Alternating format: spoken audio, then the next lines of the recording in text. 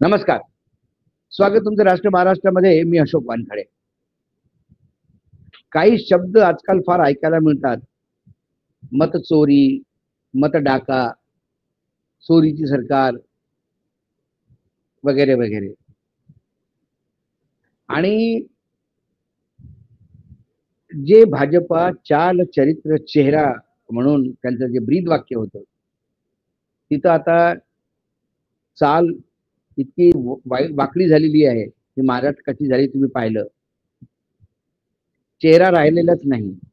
तर त्या चेहऱ्यावर वेगवेगळ्या राजनीतिक दलांचे इतके डाग लागलेले आहेत, ते कळत नाही. आणि एक आहे चरित्र. आता यांचं चरित्र काय म्हणावं, न बोललेलं बरं. पण राहुल गांधींनी जेव्हा बँगलोर सेंट्रल लोकसभा निवडणुकीच्या वेळेला जो मतदानाचा घपला झाला, तो बाहेर आणण्याचा प्रयत्न केला. महादेवपुरा म्हणून एक विधानसभा क्षेत्र त्यांनी निवडलं आणि त्यात 1,252,000 माफ करा की बोगस मतदाता तिथे सापडले. आणि ते बोगस कसे हे त्यांनी 1,250,000 मतदारांची यादी दिली आणि प्रत्येक कुठा हा कसा बोगस हा दाखवलं. पण 2014 नंतर जे भाजपा बदलली, ती किंवा ज्या संस्था आहेत ज्या या सरकारखाली काम करतात, संवैधानिक संस्था म्हणतात आणि ऑटोनॉमस स्वतःला समजतात, पण ते सगळे सरकारच्या दावणीला बांधलेले आहेत. त्यामुळे सर्वात पहिले ते असे आरोप लावतात की हे जे सांगण्यात आलं ते खोटं सांगण्यात आलेलं आहे आणि पूर्ण गोदी मीडिया त्याला खोटं आहे हे दाखवण्याचा प्रयत्न करतो. मग त्याच्यातनंही तुम्ही सर्वाईव्ह झाले तर मग पुढे कुठेतरी निवडणूक आयोग येतो आणि म्हणतो की तुम्ही अफिडेव्हिट द्या. हे म्हणतो देतो आम्ही अफिडेव्हिट. नाही नाही नाही, आम्ही म्हणाल तसं तुम्ही अफिडेव्हिट द्या आणि त्याचा एक फॉर्मॅट देतात. त्या अफिडेव्हिटचं आणि विचारलेल्या प्रश्नांचं, लावलेल्या आरोपांचं काही अक्षरशः घेण्यात येणार नाही. मग तुम्ही अफिडेव्हिटच दिलं नाही, तुम्ही माफी मागा, देशाला माफी मागा, देश आमच्या सोबत आहे, हे सगळं चुकीचं आहे, असं सांगत सांगत सांगत सांगत त्या पूर्ण इश्यू मध्ये हवा काढण्याचा प्रयत्न करतात. आणि त्या सगळ्यातनं जरी आपण वाचलो तर मग हळूहळू एक एक गोष्ट ऍक्सेप्ट करायला लागतात, स्वीकृत करायला लागतात. आणि स्वीकृत करताना त्यात वाईट काय, त्यात चुकीचं काय? हो करतो आम्ही, हे असंच असतं. तुम्ही हे का नाही करेल? करायला पाहिजे होतं. ह्या टोन मध्ये बोलायला सुरू करतात. म्हणजे पहिले चोरी करायची, मी चोरी केली नाही म्हणूनच सांगायचं. मग पोलीस स्टेशन मध्ये गेल्यावर काय काय चोरी झाली हे विचारणार. त्यात तुम्ही एखादी गोष्ट जर चोराकडनं सापडताना ती दिसली नाही, का हो तुम्ही म्हणाले होते घड्याळ पण चोरीला गेलं, चोराकडे तर घड्याळ सापडलं नाही, मग तुम्ही का खोटं बोलता म्हणून तुमच्यावर केस करण्याचा प्रयत्न करायचा. आणि या सगळ्यातनं तुम्ही जेव्हा वाचता तेव्हा म्हणायचं अरे तो चोराने चुकीचं काय केलं. हा ठीक आहे, तुमच्या घरातलं सामान नेलं, सापडलं ना, आता तुम्हाला मिळालं ना परत, कशाला उरडाउरड करता. झालं असं होतंय, काही नाही बिचाराकडे, त्याच्याकडे नव्हते पैसे म्हणून घेतलं त्यांनी, चला सोडा माफ करा. हे असं ट्रेंड आहे त्यांचं. आणि मी असं का म्हणतो ते बोलायला सुरू केलं, आणि ही सर्व सुरुवातीला केरळमधनं झाली.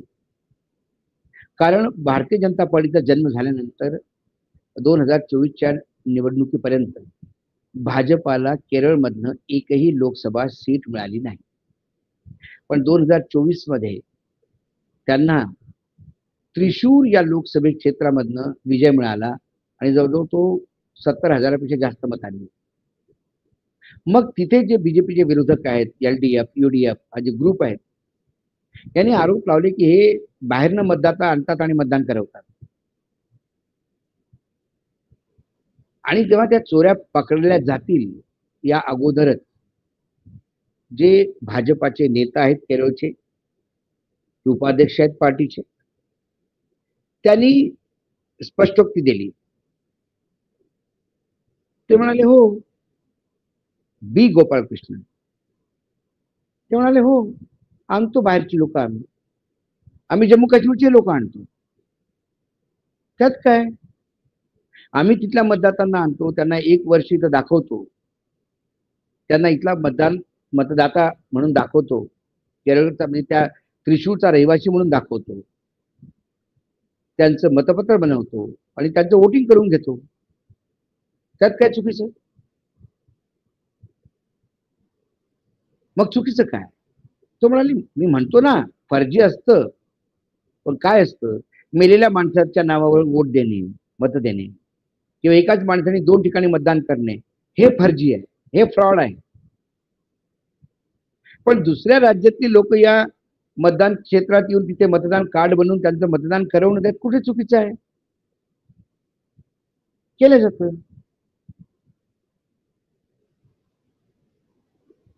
एकाच पत्त्यावर कितीतरी लोक मत आपलं पत्ता दाखवू शकतात, त्यात काय चुकीचं. दाखवला त्यांनी तो पत्ता, त्यात चुकीचं असं काय. कारण जेव्हा तुमची चोरी पकडल्या जाते तेव्हा ते चोरीच नाही, ठीक आहे झालं, मग त्यात वावगं काय असं दाखवण्याचा प्रयत्न करतात.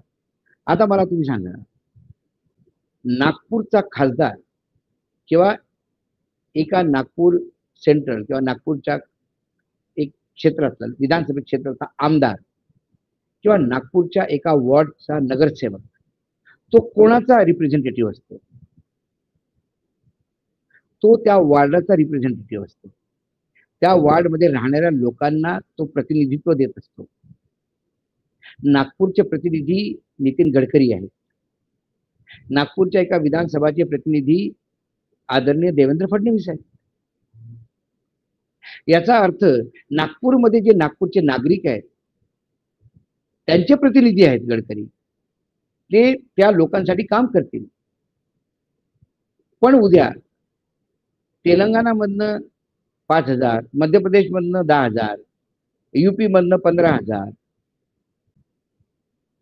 राजस्थानमधनं 5,000, असे 30-35 हजार मतदाता तुम्ही त्या नागपूरमध्ये आणले, त्यांना तिथं मतदाता केलं आणि त्यांचं मत नितीन गडकरींना देऊन नितीन गडकरींना जिंकून आणलं. ते लोक वापस आपापल्या राज्यात. पण नागपूरच्या लोकांनी ज्याला प्रतिनिधीमधून मत दिलं तो कुठे त्याचा प्रतिनिधी झाला, तो निवडणूक हारला. कारण बाहेरचे आलेले आता घुसपेटिया म्हणतात पंतप्रधान, आजही तिथे पाणी पिऊन पिऊन शिव्या घालत होते की घुसपेटियों को मैं तुम्हारा हक छीनने नहीं दूंगा. घुसपेटी म्हणजे कोण, बाहेरच्या देशातनं, बांगलादेश, म्यानमार, नेपाळ या शेजारच्या देशातनं घुसून आलेले आपल्या देशातले लोक आणि आपल्या देशातल्या लोकांचा अधिकार ते मारतात.